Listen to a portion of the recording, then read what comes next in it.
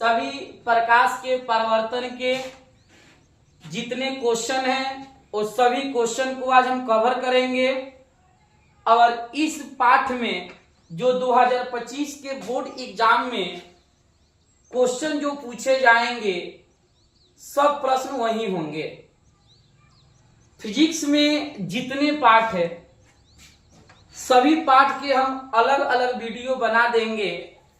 और ये आपका सबसे पहला लेसन है जिसमें प्रकाश के परावर्तन के क्वेश्चन पढ़ेंगे। देखिए पहला लेसन प्रकाश के परावर्तन है। आज हम प्रकाश के परावर्तन के वीवीआई प्रश्न को देखेंगे, कौन कौन से प्रश्न हैं। इसके बाद हम प्रकाश के अपवर्तन का एक वीडियो बना देंगे। फिर उसके बाद मानव नेत्र वायुमंडलीय अपवर्तनांक के वीडियो बनाएंगे। फिर विद्युत धारा के वीडियो बनाएंगे। फिर विद्युत धारा के चुंबकीय प्रभाव के वीडियो बनाएंगे। फिर ऊर्जा के स्रोत का वीडियो बना देंगे। इस प्रकार से बोर्ड एग्जाम में पूरे फिजिक्स से जो भी प्रश्न पूछे जाएंगे वह प्रश्न आपके कवर हो जाएंगे। देखिए वीडियो में वही प्रश्न आपको कवर किया जाएगा जो प्रश्न बोर्ड एग्जाम के लिए बहुत महत्वपूर्ण है। एकदम वीवीआई प्रश्न को देखेंगे जो 2025 के बोर्ड एग्जाम में प्रश्न पूछे जाएंगे। सबसे पहला जो प्रश्न है, पहला प्रश्न है कि प्रकाश के परावर्तन के कितना नियम होता है। आपका ऑप्शन है 2 है, 3 है, 4 है, 1 है। आप लोग ऑप्शन जल्दी कमेंट करिए, देखिए इसका आंसर क्या आएगा। प्रकाश के परावर्तन के कितना नियम होता है? 2 है, 3 है, 4 है, 1 है। तो देखिए इसका अगर राइट आंसर की बात करें ना तो प्रकाश के परावर्तन के 2 नियम होता है। पहला नियम होता है कि आपतन कोण के बराबर परावर्तन कोण होता है, यानी कहें तो कोण आई बराबर का होता है, कोण आर होता है। यानी जब प्रकाश किसी चिकने सतह पर टकराती है तो टकराने के बाद जिस माध्यम से आती है उसी बहुआ माध्यम में क्या हो जाती है, चली जाती है। यानी कि जब टकराएगी तो जिधर से आएगी उधर ही चली जाएगी। इस घटना को बोलते हैं प्रकाश के परावर्तन। और इसके बीच में एक अभिलंब होता है, इसके बीच में क्या होता है, एक अभिलंब होता है। अब देखिए इस वाले को बोलते हैं आपतन कोण और इस वाले को बोलते हैं परावर्तन कोण। तो पहला नियम कोण आई बराबर कोण आर होगा और दूसरा नियम कि आपतित किरण, परावर्तित किरण तथा अभिलंब तीनों एक ही तल में होता है। प्रकाश के परावर्तन के 2 नियम होते हैं। इसी प्रकार से प्रकाश के अपवर्तन के भी 2 नियम होते हैं। अपवर्तन वाले चैप्टर में कवर कराएंगे। इसके बाद क्वेश्चन है 2 नंबर क्वेश्चन है। दूसरा क्वेश्चन है कि क्वेश्चन है निर्वात में प्रकाश का वेग क्या होता है। निर्वात यानी हवा में प्रकाश के वेग बताना है। ऑप्शन में 3 × 10⁸ मीटर प्रति सेकेंड, 3 × 10⁵ मीटर प्रति सेकेंड, 3 × 10⁸ किलोमीटर प्रति सेकेंड, 3 × 10⁻8 mm प्रति सेकेंड है। तो आपको मतलब कि प्रकाश के वेग बताना है कि प्रकाश का चाल, प्रकाश के वेग क्या होता है। देखिए इसका राइट ऑप्शन होगा ऑप्शन ए। प्रकाश का वेग होता है 3 × 10⁸। अगर किलोमीटर में पूछेगा तो 3 × 10⁵ किलोमीटर प्रति सेकेंड। लेकिन यहाँ पर मीटर में पूछा है तो सबको पता है कि जब मीटर में पूछा है तो 1000 से गुना कर देंगे। तो 1000 से गुना करने के बाद 3 गुने यहाँ पर 5 गो 0, यहाँ पर 3 गो 0, ये हो जाएगा 10⁸ मीटर प्रति सेकेंड। यानी प्रकाश का वेग होता है 3 × 10⁸ मीटर प्रति सेकेंड में। किलोमीटर प्रति सेकेंड में पूछेगा तो आपको बोलना है 10⁵। क्वेश्चन नंबर नेक्स्ट देखते हैं। क्वेश्चन नंबर है साइड मिरर में। साइड मिरर, मिरर का अर्थ होता है दर्पण यानी शीशा। दर्पण यानी शीशा, दर्पण कहिए चाहे शीशा कहिए। साइड मिरर में कौन से दर्पण होता है? जो गाड़ी होता है, चाहे बाइक हो चाहे 4 चक्का गाड़ी हो, जितनी गाड़ी होते हैं तो गाड़ी के साइड में मिरर लगा होता है। और उस मिरर में कौन से मिरर होता है, कौन से दर्पण होता है। पहला ऑप्शन है अवतल दर्पण, उत्तल दर्पण, समतल दर्पण, इनमें से कोई नहीं। तो आपको बताना है कि साइड मिरर में कौन से दर्पण होता है। तो साइड मिरर में उत्तल दर्पण का प्रयोग किया जाता है। गाड़ी के जो साइड मिरर होता है, गाड़ी के चालक के ऊपर जो शीशा होता है वह हमेशा उत्तल दर्पण होता है, क्योंकि उत्तल दर्पण एक ऐसा दर्पण है जिसमें प्रतिबिंब छोटा बनता है और सीधा बनता है, जिससे जो गाड़ी के ड्राइवर होता है वह पीछे के गाड़ी को आसानी से देख लेता है, जिस कारण से गाड़ी के साइड में जो मिरर लगा होता है वह उत्तल दर्पण लगा होता है। क्वेश्चन नंबर आगे की बात करते हैं।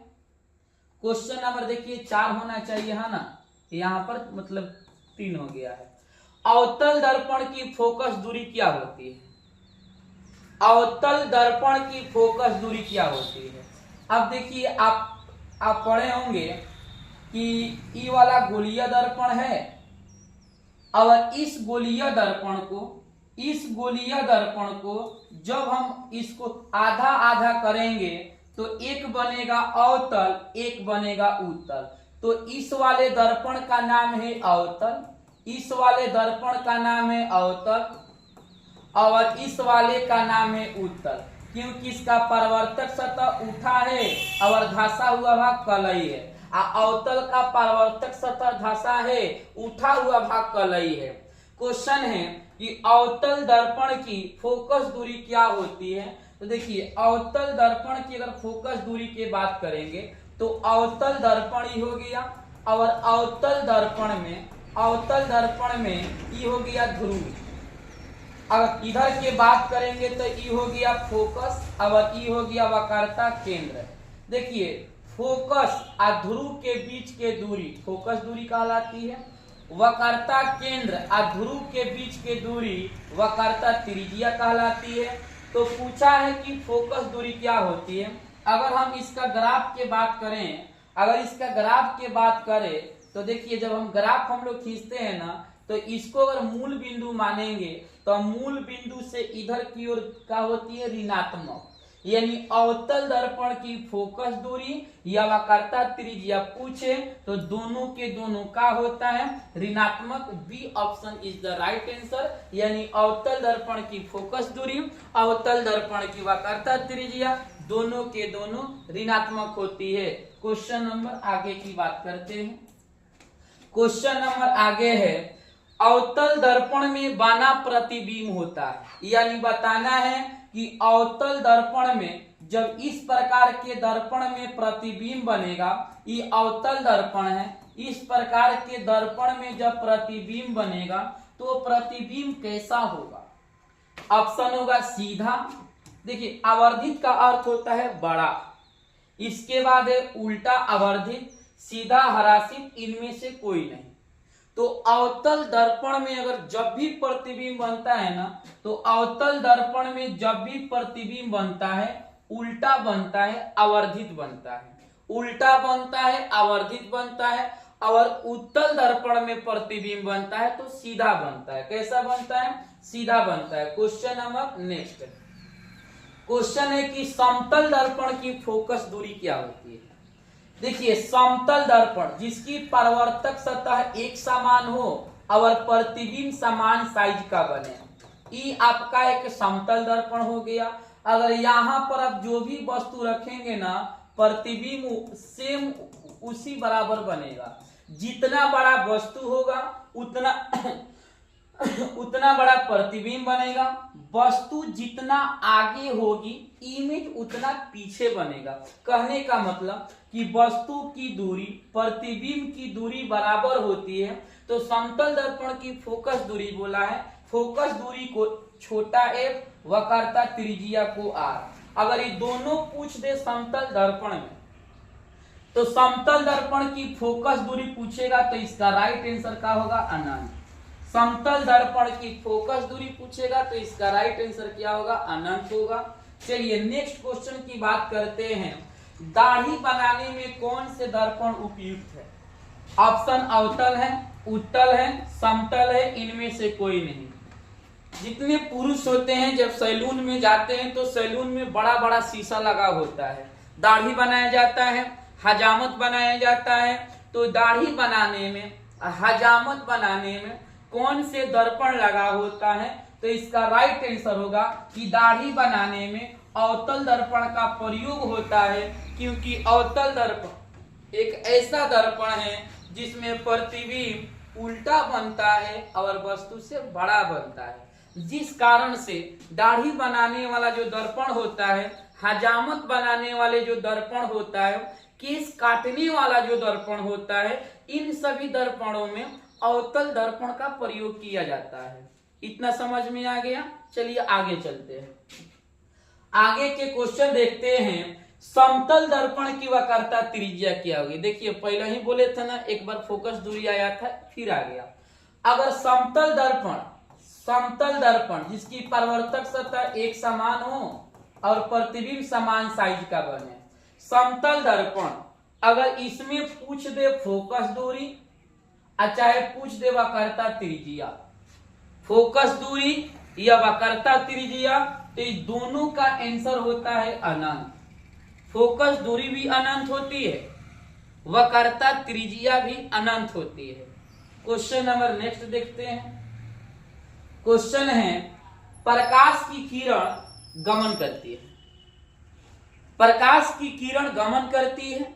ऑप्शन है सीधी रेखा में, टेढ़ी रेखा में, किसी भी दिशा में, सभी में। जब हम किसी टॉर्च को जलाते हैं ना, तो उसमें से प्रकाश देखिए किस दिशा में जाती है। अब किसी भी टॉर्च को जलाइए तो जो प्रकाश उसमें से निकलती है ना, एकदम सीधा निकलती है, और प्रकाश हमेशा सीधी रेखा में गमन करती है। प्रकाश हमेशा किस रेखा में गमन करती है? तो सीधी रेखा में गमन करती है। चलिए आगे की ओर चलते हैं। क्वेश्चन है, किसी कार के अग्रदीप में, अग्रदीप का मतलब होता है आगे के हेडलाइट, कार के आगे दो हेडलाइट लगा रहता है, तो अग्रदीप यानी आगे वाली बत्ती में कौन से दर्पण का प्रयोग होता है? ऑप्शन है अवतल, उत्तल, समतल, समतल और उत्तल दोनों। इसका राइट आंसर होगा अवतल दर्पण। कार के हेडलाइट अग्रदीप में अवतल दर्पण का प्रयोग किया जाता है। इसके बाद क्वेश्चन है कि एक गोलीय दर्पण की फोकस दूरी प्लस में 20 cm, एक गोलीय दर्पण की फोकस दूरी प्लस में 20 cm है, तो यह दर्पण कैसा होगा? जल्दी से इसका ऑप्शन दीजिए। एक गोलीय दर्पण की फोकस दूरी प्लस में 20 cm है, तो यह गोलीय दर्पण कैसा है? यानी बताना है कि उत्तल है, अवतल है, समतल है या कोई नहीं है।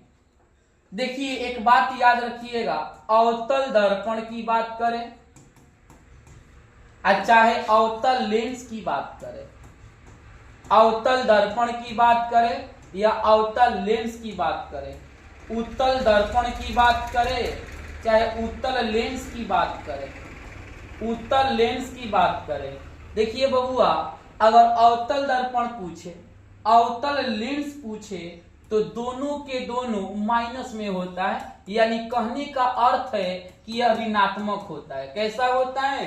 तो ऋणात्मक होता है। लेकिन वही बात अगर उत्तल दर्पण में पूछ दे या उत्तल लेंस में पूछ दे, तो पता है बबुआ क्या होगा? ई होगा प्लस में, प्लस का मतलब ई होगा धनात्मक। कैसा होगा? धनात्मक होगा। अवतल दर्पण अवतल लेंस ऋणात्मक होगा, उत्तल दर्पण उत्तल लेंस धनात्मक होगा। तो आप ही बताइए कि प्लस में 20 cm किस प्रकार के हैं? प्लस में 20 यह है उत्तल, कैसा होगा? उत्तल दर्पण। प्लस में 20 कैसा होगा? उत्तल दर्पण। चलिए इतना तो आप लोग का क्लियर हो गया होगा। चलिए आगे की ओर चलते हैं। क्वेश्चन है, अवतल दर्पण में किसी वस्तु को कहां रखा जाए? देखिए अवतल दर्पण बोला है, अवतल दर्पण में वस्तु को कहां रखेंगे कि प्रतिबिंब वास्तविक और समान बने?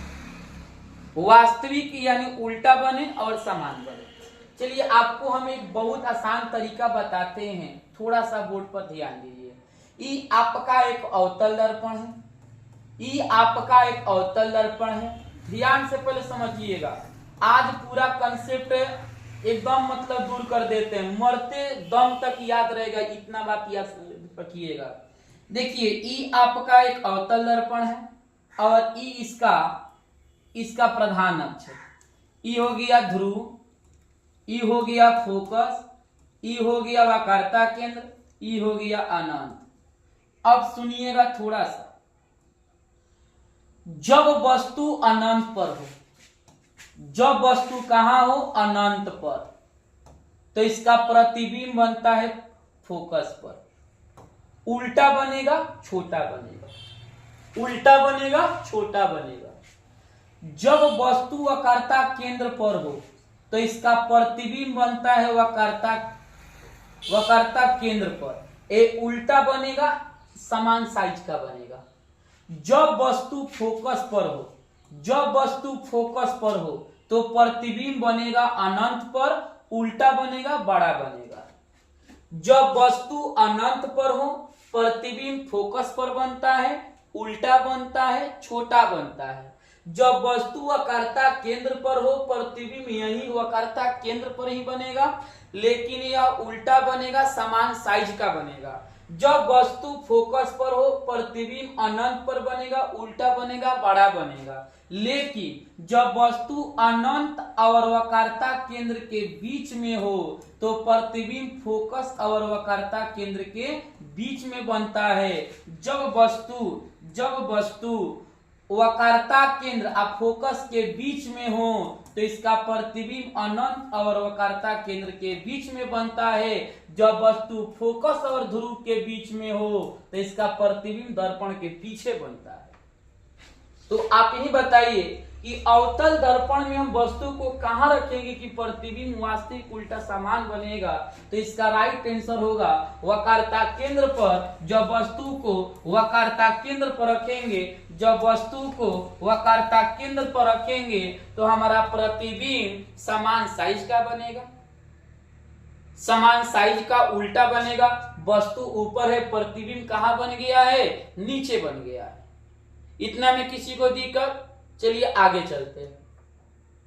क्वेश्चन है 12 नंबर, किसी अवतल दर्पण की फोकस दूरी f है, छोटा f है, वक्रता त्रिज्या r है। इनमें से आपको सही रिलेशन बताना है। इनमें सही रिलेशन क्या होता है? देखिए अवतल दर्पण की अगर बात करें ना, वक्रता त्रिज्या और फोकस दूरी के रिलेशन पूछे तो r बराबर 2f होता है, यानी त्रिज्या फोकस दूरी की दुगुनी होती है, अब फोकस दूरी त्रिज्या की आधी होती है। देखिए वक्रता त्रिज्या फोकस दूरी की दुगुनी, फोकस दूरी वक्रता त्रिज्या की आधी होती है। इसका राइट आंसर होगा ऑप्शन ए। ऑप्शन ए इसका सही आंसर होगा। r बराबर होता है 2f। किसी को कोई दिक्कत? चलिए आगे की ओर चलते हैं। क्वेश्चन है 13 नंबर, निम्न में से किस दर्पण की फोकस दूरी धनात्मक होती है? देखिए किस दर्पण की फोकस दूरी धनात्मक होती है? आ गया, पहले ही बताए थे। अगर बात करें अवतल दर्पण, अवतल दर्पण, और बात करते हैं अवतल लेंस, अवतल लेंस। देखिएगा बबुआ ध्यान से, अवतल दर्पण हो गया या अवतल लेंस हो गया, ये दोनों के दोनों माइनस में होते हैं, ऋणात्मक होते हैं। अगर उत्तल दर्पण की बात करते हैं, उत्तल लेंस की बात करते हैं तो दोनों के दोनों प्लस में होता है, प्लस यानी धनात्मक होते हैं। तो क्वेश्चन बोला है किसकी फोकस दूरी धनात्मक होगी? राइट आंसर उत्तल दर्पण है। उत्तल दर्पण ऐसा दर्पण है फोकस दूरी धनात्मक होती है, वक्रता त्रिज्या धनात्मक होती है। इतना तो समझ में आ गया होगा। चलिए आगे हम चलते हैं। क्वेश्चन है 14 नंबर, सोलर कुकर में कौन से दर्पण लगा होता है? ऑप्शन है अवतल दर्पण, उत्तल दर्पण, समतल दर्पण। उत्तल और समतल दोनों है। तो इसका राइट आंसर होगा सोलर कुकर में अवतल दर्पण लगा होता है। सोलर कुकर में कौन से दर्पण लगा होता है? अवतल दर्पण लगा होता है। चलिए क्वेश्चन नंबर है, किस दर्पण में केवल आभासी बनेगा सीधा? ऑप्शन है उत्तल, अवतल, समतल, नॉन, इनमें से कोई नहीं। देखिए आभासी, केवल आभासी की बात करें ना उत्तल दर्पण, केवल आभासी की बात करेंगे उत्तल दर्पण, और इसमें छोटा प्रतिबिंब भी बनता है। आगे की ओर चलते हैं। क्वेश्चन है कि समतल दर्पण में, कौन से दर्पण? ई वाला दर्पण में कैसा प्रतिबिंब बनेगा, मतलब प्रतिबिंब की प्रकृति क्या होती है? ऑप्शन है वास्तविक, वास्तविक और सीधा, वास्तविक और उल्टा, आभासी और बराबर। देखिए समतल दर्पण में ना आप अगर जितना बड़ा वस्तु रखेंगे ना सेम इसी साइज का इमेज बनेगा। जितना आगे रखेंगे ना, अगर 10 मीटर आगे है इमेज आपका 10 मीटर पीछे बनेगा। इसका राइट आंसर होगा आभासी और बराबर, एकदम समान साइज का प्रतिबिंब बनता है। जैसा वस्तु होगा वैसा प्रतिबिंब बनेगा, जितना आगे वस्तु होगा उतना पीछे प्रतिबिंब बनता है। क्वेश्चन नंबर नेक्स्ट 17 नंबर है, गोलीय दर्पण में दूरी किसके सापेक्ष मापी जाती है? देखिए चिल परिपाटी के नियम की अगर हम बात करें तो ई एक अवतल दर्पण ले लेते हैं और ई है अवतल दर्पण के पी का अर्थ होता है ध्रुव। गोलीय दर्पण की अगर बात करें तो हम जो भी दूरी मापेंगे ना ध्रुव से मापेंगे। ऊपर के दूरी धनात्मक होती है, नीचे की दूरी मतलब कि ऋणात्मक होती है।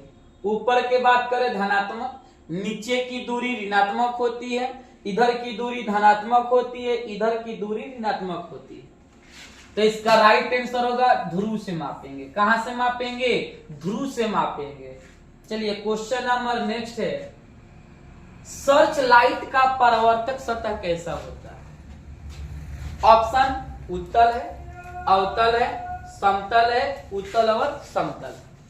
सर्च लाइट का परावर्तक सतह बताना है कि सर्च लाइट का परावर्तक सतह कैसा होता है। देखिए सर्च लाइट का परावर्तक सतह जो होता है ना अवतल दर्पण होता है। सर्च लाइट का परावर्तक सतह कैसा होता है? अवतल दर्पण होता है। इसके बाद क्वेश्चन है कि प्रकाश तरंग है, प्रकाश में कौन से तरंग होता है? ऑप्शन ध्वनि तरंग, विद्युत चुंबकीय तरंग, इसके बाद पराबैंगनी किरण और प्रस्रव्य तरंग। प्रकाश में कौन से तरंग होता है? क्योंकि प्रकाश को चलने के लिए किसी प्रकार की माध्यम की आवश्यकता नहीं होती है। जबकि हम लोग पढ़े हैं कि तरंग 2 प्रकार के होते हैं। देखिए तरंग क्या है? तरंग एक प्रकार के विक्षोभ है जिसके द्वारा ऊर्जा के संचरण होता है, और प्रकाश को चलने के लिए किसी माध्यम की आवश्यकता नहीं है। तो प्रकाश कौन सी तरंग होगी? तो प्रकाश विद्युत चुंबकीय तरंग होती है। प्रकाश में विद्युत चुंबकीय तरंग के गुण पाया जाता है और प्रकाश विद्युत चुंबकीय तरंग होता है। चलिए इसके बाद अगर हम क्वेश्चन की बात करते हैं, क्वेश्चन है प्रकाशिक माध्यम कितने प्रकार के होते हैं? ऑप्शन 1 है, 2 है, 3 है, 4। तो प्रकाशिक माध्यम 2 प्रकार के होता है। माध्यम की बात करें, एक सघन माध्यम, एक विरल माध्यम। राइट आंसर होगा 2। क्वेश्चन नंबर देखते हैं 21, अवतल दर्पण में किस प्रकार के प्रतिबिंब बनता है? जो प्रतिबिंब बनेगा कैसा बनेगा? ऑप्शन है केवल वास्तविक, ऑप्शन है केवल काल्पनिक, ऑप्शन है वास्तविक और काल्पनिक, और ऑप्शन है सीधा। देखिए अवतल दर्पण की अगर बात करें ना सबसे ज्यादा उल्टा प्रतिबिंब बनता है। उसमें अधिकतर अगर बात किया जाए अधिकतर तो उल्टा ही बनता है। तो अवतल क्वेश्चन नंबर 22 है, एक अवतल दर्पण की वक्रता त्रिज्या 40 है, इसकी फोकस दूरी बताना है। देखिए आपका ऑप्शन आपके सामने है, पहला 30 है, दूसरा R है, दूसरा नंबर पर 15 है, तीसरा 10 है और चौथा क्या है 20 है। इसका वक्रता त्रिज्या 40 है। इसकी फोकस दूरी आपको बताना है कि फोकस दूरी क्या होती है। देखिए वक्रता त्रिज्या का अर्थ होता है R, यानी रेडियस ऑफ कर्वेचर होता है, कितना है 40 ही है। फोकस दूरी निकालना है F, तो F का फॉर्मूला क्या होता है पता है, R/2 होता है। तो F का फॉर्मूला R/2, R का मान कितना है 40 है, बटा में 2 है, काटेंगे तो कितना होगा 20। लेकिन दर्पण कौन से है, अवतल, तो माइनस लगा देते हैं। तो माइनस लगा देंगे तो हमारा आंसर भी काची में आएगा, माइनस में 20 cm आएगा। त्रिज्या cm में है, फोकस दूरी भी काची में आ गया, cm में हुए। तो जब वक्रता त्रिज्या दिया रहेगा, फोकस दूरी पूछेगा, तो हम फोकस दूरी के फॉर्मूला लगा देंगे, R/2 40/2, हमारा आंसर कितना आ गया 20 आ गया। चलिए आगे की ओर क्वेश्चन बढ़ते हैं। क्वेश्चन है कि प्रकाश के परावर्तन में आपतन कोण किसके बराबर होता है। देखिए अगर हम बात करें प्रकाश के परावर्तन, तो जब कोई किरण किसी सतह पर, चिकने सतह होना चाहिए, चिकने सतह पर टकराती है तो जिधर से आती है उधर ही चली जाती है। इस घटना को प्रकाश के परावर्तन कहते हैं। और इसके बीच में ना एक ना लंब होता है, इसका नाम होता है अभिलंब। देखिए इस वाले का नाम है आपतित किरण, नाम क्या है आपतित किरण, और इसका नाम है परावर्तित किरण, इसका नाम है परावर्तित किरण, इसका नाम है अभिलंब। और देखिए दोनों के बीच में बनता है I, इन दोनों के बीच में बनता है R। अब इसमें क्या होगा कि देखिए आपतित किरण और अभिलंब के बीच में एक कोण होता है, इस कोण का नाम है आपतन कोण। अब परावर्तित किरण अभिलंब के बीच में एक कोण होता है, इसका नाम होता है परावर्तन कोण। और ये दोनों के दोनों बराबर, अगर E होगा 45 तो E भी होगा 45, अगर E होगा 60 तो E भी होगा 60। जितना डिग्री I बनेगा उतना ही डिग्री R बनेगा। इसमें शर्त है कि अगर I बन गया 30, अगर R बन गया 20 तो प्रकाश के परावर्तन के नियम नहीं होगा। दोनों कोण बराबर होना चाहिए तब जाके वो सही होता है। तो क्वेश्चन है कि आपतन कोण किसके बराबर होंगे, आपतन कोण किसके बराबर होंगे, परावर्तन कोण। B option is the right answer, यानी आपतन कोण परावर्तन कोण के बराबर होते हैं, I R के बराबर होता है। क्वेश्चन नंबर आगे चलते हैं। 24 नंबर क्वेश्चन देखिए क्या बोला है। मोटर गाड़ी के चालक, मोटर गाड़ी के जो चालक होता है यानी गाड़ी के जो ड्राइवर होता है, उसके सामने कौन से दर्पण होता है। जो गाड़ी चलाने वाला जो होता है ना, उसके सामने देखिएगा शीशा लगा होता है। वह शीशा कौन से दर्पण होता है, अवतल दर्पण, उत्तल दर्पण, समतल दर्पण, समतल और उत्तल दोनों दर्पण। देखिए गाड़ी के साइड मिरर के बात करें, चालक के सामने, ड्राइवर के सामने की अगर शीशा के बात करें, दोनों के दोनों कौन से दर्पण होता है, तो उत्तल दर्पण होता है। कौन से दर्पण होता है, उत्तल दर्पण होता है। क्वेश्चन नंबर 25 देखिए क्या बोला है। क्वेश्चन नंबर 25 बोला है कि किरण पुंज कितने प्रकार के होते हैं। चूंकि हम लोग पढ़े हैं कि किरणों के समूह को किरण पुंज कहते हैं, और किरण पुंज 3 प्रकार के होता है। एक अभिसारी होती है, एक अपसारी होती है और एक समानांतर होती है। क्या होती है, समानांतर होती है। तो किरण पुंज 3 प्रकार के होता है, अभिसारी, अपसारी, समानांतर। इसका राइट आंसर क्या होगा, बी ऑप्शन। किरण पुंज 3 प्रकार के। चलिए इसके बाद हम प्रकाश के अपवर्तन के वीडियो डालेंगे। अगर वीडियो अच्छा लगा हो तो मेरे चैनल को लाइक और सब्सक्राइब जरूर करें, अपने दोस्तों में भी शेयर करें।